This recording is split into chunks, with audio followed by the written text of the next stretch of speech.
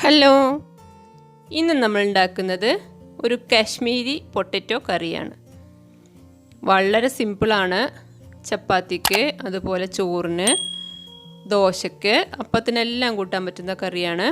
നല്ല സ്പൈസിയാണ്. കുറച്ച് എരിവ് കൂടുതലുള്ളൊരു ടൈപ്പ് കറിയാണ്. കൂടുതൽ ഇൻഗ്രീഡിയൻസ് ഒന്നും വേണ്ട. പൊട്ടറ്റോ, അതുപോലെ സവാള, തക്കാളി, ഇത്രയും കഷ്ണങ്ങൾ മാത്രമേ ഇടുന്നുള്ളൂ. എല്ലാവർക്കും തന്നെ ഇഷ്ടമാവും. അടിപൊളി ടേസ്റ്റാണ്. എല്ലാവരും ട്രൈ ചെയ്ത് നോക്കണം. വീഡിയോ ഇഷ്ടമായാൽ ചാനലൊന്ന് സബ്സ്ക്രൈബ് ചെയ്യണം, ലൈക്ക് ചെയ്യണം, കമൻറ്റ് ചെയ്യണം. ഇതിന് വേണ്ടിയിട്ട് ഞാൻ ഒരു ചട്ടി അടുപ്പത്ത് വെച്ചിട്ടുണ്ട്. അതിലേക്ക് 2 ടേബിൾ സ്പൂൺ വെളിച്ചെണ്ണ ഒഴിച്ചിട്ടുണ്ട്. ഒരു ചെറിയ കഷ്ണം ഇഞ്ചി 3-4 കഷ്ണങ്ങളാക്കി ഇട്ട് കൊടുത്തിട്ടുണ്ട്. ലോ ഫ്ലെയിമിൽ ഇട്ട് വയ്ക്കുക. 5-6 വെളുത്തുള്ളി അല്ലി ഇട്ട് കൊടുക്കുന്നുണ്ട്. വലിയ അല്ലിയാണെങ്കിൽ 4 എണ്ണമൊക്കെ മതി. ഇതിപ്പോൾ ചെറുതാണ്.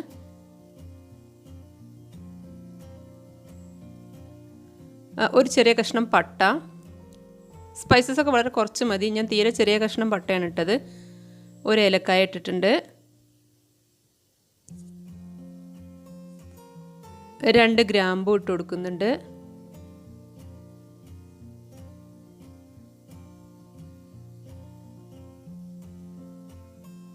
മല്ലിയാണ്, മല്ലിപ്പൊടിയല്ല, മുഴുവൻ മല്ലിയാണ് നമ്മൾ ഇട്ട് കൊടുക്കുന്നത്. പൊടിയാകുമ്പോൾ ഇത്ര തന്നെ ടേസ്റ്റ് കിട്ടൂല. നമ്മൾ പൊടിച്ചിട്ട് വെക്കുന്നതും ഇട്ട് കൊടുക്കാം, പക്ഷേ ഇത്ര ടേസ്റ്റ് ഉണ്ടാവില്ല. ഒരു 1/4 ടീസ്പൂൺ കുരുമുളക് ഇട്ട് കൊടുക്കുന്നുണ്ട്. അതും കുരുമുളക് പൊടിയല്ല, മുഴുവൻ കുരുമുളകാണ്. എന്നിട്ട് ജസ്റ്റ് അതൊന്ന് റോസ്റ്റ് ചെയ്തെടുക്കുക. ഇഞ്ചിയുടെയും വെളുത്തുള്ളിയുടെയും പച്ച ടേസ്റ്റ് ഒന്ന് മാറണം. അതിലേക്ക് നമ്മൾ കറിവേപ്പില ഇട്ട് കൊടുത്തു. കറിവേപ്പിലയൊക്കെ ഇത്തിരി കൂടുതലിടാം. ഇത് സ്പൈസി ആയ കറിയാണല്ലോ, അപ്പോൾ അതൊക്കെ ഇത്തിരി കൂടുതലിരുന്നോട്ടെ. ഓരോരുത്തരുടെ ഇഷ്ടത്തിനനുസരിച്ചാണ്. 4-5 അണ്ടിപ്പരിപ്പ് ഇട്ട് കൊടുക്കുന്നുണ്ട്. നിർബന്ധമൊന്നുമില്ല, കറി ഒന്ന് തിക്കാവാൻ വേണ്ടിയിട്ടാണ്. നിർബന്ധമൊന്നുമില്ല, ഓപ്ഷണലാണ്. ഉണ്ടെങ്കിൽ ഇട്ട് കൊടുക്കുക. കാശ്മീരി ആയതുകൊണ്ടുള്ളൊരു പ്രത്യേകതയാണത്. അതിലേക്ക് ഒരു ചെറിയ തക്കാളി ഇട്ട് കൊടുക്കുന്നുണ്ട്. തക്കാളി ഒന്ന് പീസസ് ആക്കി ഇട്ട് കൊടുക്കുക. തക്കാളി ഒരുപാട് അങ്ങനെ വേവണമെന്നൊന്നുമില്ല. എണ്ണയിലൊന്ന് ജസ്റ്റ് വഴറ്റിയെടുത്താൽ മതി. തക്കാളി ഇട്ട് കഴിഞ്ഞാൽ നമ്മൾ കുറച്ച് സമയം ഒന്ന് അടച്ച് വെച്ച് വേവിക്കണം. തക്കാളി ജസ്റ്റ് ഒന്ന് വെന്ത് കിട്ടിയാൽ, വെന്തലിഞ്ഞു പോകുമൊന്നും വേണ്ട, ഒന്നങ്ങ് വെന്ത് കിട്ടിയിട്ട് നമുക്ക് ഈ കൂട്ട് മിക്സിയിലിട്ട് നന്നായിട്ടൊന്ന് അരച്ചെടുക്കണം. വെള്ളമൊന്നും ഒട്ടും ഒഴിക്കാതെ വേണം അരച്ചെടുക്കാൻ. ഞാനതിൽ അരച്ച് കൊണ്ടുവന്നിട്ടുണ്ട്. ആ സെയിം ചട്ടിയിൽ തന്നെ ഞാൻ കുറച്ചും കൂടി വെളിച്ചെണ്ണ ഒഴിച്ചു. വെളിച്ചെണ്ണ അതിൽ തന്നെ ഉണ്ടെങ്കിൽ അതന്നെ മതി. ഇതിലേക്ക് ഒരു ചെറിയ സവാള ചെറുതായിട്ട് ചോപ്പ് ചെയ്ത് ഇട്ട് കൊടുക്കുന്നുണ്ട്. തീരെ കുഞ്ഞായിട്ട് തന്നെ ചോപ്പ് ചെയ്യുക. കറിയിൽ ഇങ്ങനെ കടിക്കാനൊന്നും കിട്ടാത്ത രീതിയിൽ തീരെ ചെറുതായിട്ട് തന്നെ ചോപ്പ് ചെയ്യുക. അതൊന്ന് വഴറ്റി കൊടുക്കണം. അത്യാവശ്യം നന്നായിട്ടൊന്ന് വഴന്ന് വരട്ടെ.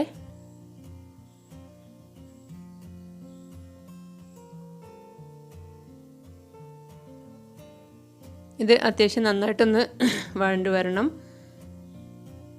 നമ്മൾ പൊട്ടറ്റോ വേവിച്ചിട്ടാണ് ഇതിലേക്ക് ഇട്ട് കൊടുക്കുന്നത്. പൊട്ടറ്റോ ഉപ്പിട്ടിട്ട് നമ്മൾ നേരത്തെ വേവിച്ച് വെക്കുകയാണ് ചെയ്തിട്ടുള്ളത്. ഇതിലിട്ടിട്ട് നമ്മൾ വേവിക്കണില്ല.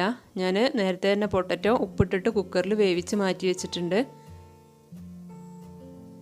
ഉള്ളി ഒന്ന് വഴന്ന് വരുമ്പം അതിലേക്കൊരു 1/4 ടീസ്പൂൺ മഞ്ഞൾപ്പൊടി ഇട്ട് കൊടുക്കുന്നുണ്ട്. പിന്നെ മുളക് പൊടിയാണ്. 1 ടീസ്പൂൺ മുതൽ 1.5 ടീസ്പൂൺ വരെ ഇടാം. ഓരോരുത്തരുടെ ഇഷ്ടത്തിനനുസരിച്ചാണ്. ഞാനൊരു ഏകദേശം 1/4 ടീസ്പൂൺ ഇട്ടിട്ടുണ്ട്. എരിവ് കൂടുതൽ വേണമെന്നുള്ളവർക്ക് കൂടുതലിടാം. ഞാനിപ്പോൾ കുരുമുളകും കൂടി നേരത്തെ ഇട്ടിട്ടുണ്ടല്ലോ, അപ്പോൾ പൊതുവേ കാശ്മീരി ഐറ്റംസ് കുറച്ച് സ്പൈസി ആയിരിക്കും, എരിവ് കൂടുതലുണ്ടാവും. മുളക് പൊടി ഇട്ടിട്ട് ഒന്നങ്ങ് വഴറ്റിയതിന് ശേഷം നമ്മൾ അരച്ച് വെച്ചിട്ടുള്ള ചേരുവകളെല്ലാം അതിലേക്ക് ഇട്ട് കൊടുക്കുകയാണ്. വെള്ളം ഒട്ടും ഒഴിക്കാതെ വേണം അരച്ചെടുക്കാൻ.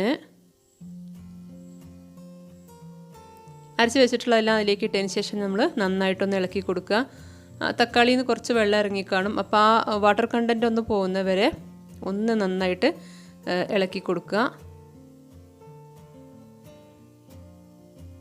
വെള്ളമൊക്കെ ഒന്ന് വറ്റിയതിന് ശേഷം മാത്രം നമ്മൾ അടുത്ത ഇൻഗ്രീഡിയൻസ് ഒക്കെ ഇട്ട് കൊടുക്കാൻ പാടുള്ളൂ. അതിലിപ്പോൾ കുറച്ച് എണ്ണ ഉണ്ടായിരുന്നു, നമ്മൾ വെള്ളം ഒഴിക്കാതെയാണ് അരച്ചത്. ഇപ്പം നമ്മൾ പൊട്ടറ്റോ ആണ് ഇട്ട് കൊടുക്കുന്നത്. പൊട്ടറ്റോ ഞാൻ നേരത്തെ പറഞ്ഞു പീസസ് ആക്കി മുറിച്ചതിന് ശേഷം ഉപ്പിട്ടിട്ട് കുക്കറിൽ വേവിച്ചതാണ്.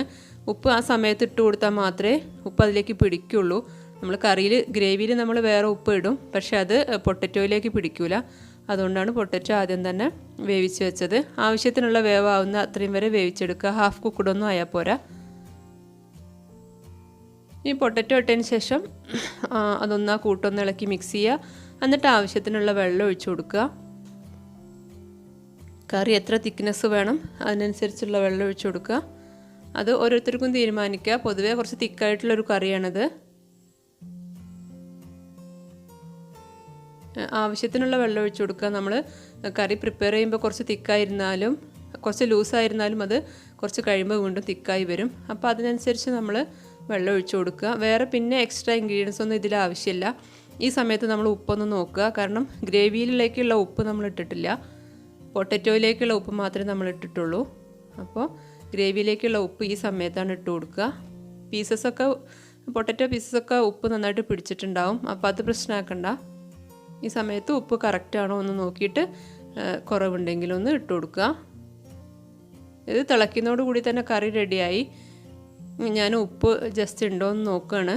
അപ്പോൾ ഗ്രേവിക്ക് ഉപ്പ് കുറവ് തോന്നിയപ്പോൾ ഞാൻ കുറച്ച് ഉപ്പും കൂടി ഇട്ട് കൊടുത്തു.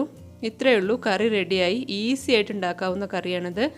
പക്ഷേ നല്ല ടേസ്റ്റിയാണ്. പൂരിൻ്റെ കൂടെ ചപ്പാത്തിൻ്റെ കൂടെയാണ് ഏറ്റവും ടേസ്റ്റി ആയിട്ട് തോന്നിയിട്ടുള്ളത്.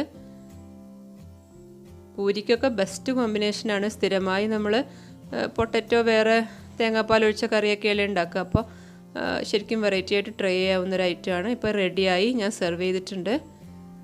കുറച്ച് മല്ലിയില മുകളിൽ വിതറി കൊടുക്കുക. അടിപൊളി കറിയാണ്. എല്ലാവരും ട്രൈ ചെയ്യണം. എന്നിട്ട് ഫീഡ്ബാക്കൊക്കെ കമൻറ്റിലൂടെ അറിയിക്കണം. വീഡിയോ ഇഷ്ടമായി കഴിഞ്ഞാൽ ചാനലൊന്ന് സബ്സ്ക്രൈബ് ചെയ്യുക, ലൈക്ക് ചെയ്യുക, കമൻറ്റ് ചെയ്യുക. ഇനിയും ഒരുപാട് നല്ല വീഡിയോസായിട്ട് ഞാൻ വരും. മുമ്പ് ഞാൻ ഇട്ടിട്ടുള്ള വീഡിയോസ് എല്ലാം ഒന്ന് കാണുക. അഭിപ്രായങ്ങളൊക്കെ കമൻറ്റ് ബോക്സിലൂടെ അറിയിക്കുക. നിങ്ങളുടെ ഫ്രണ്ട്സും ഫാമിലിയായിട്ടൊക്കെ മാക്സിമം ഷെയർ ചെയ്യുക.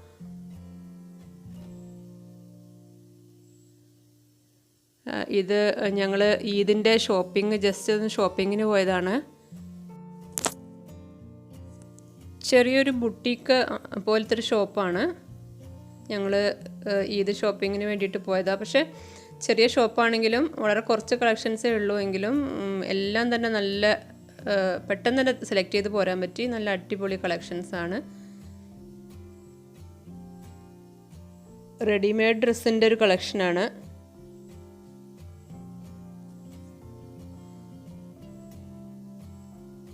ശരിക്കും ഇങ്ങനത്തെ ഷോപ്പുകളാകുമ്പോൾ പർച്ചേസ് ചെയ്യാൻ കുറച്ചും കൂടി ഈസിയാണ്.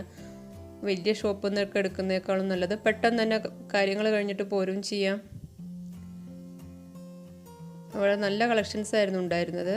നമ്മൾ വിചാരിച്ചത് തന്നെ എടുത്തിട്ട് പെട്ടെന്ന് പോരാൻ പറ്റി. Thank you.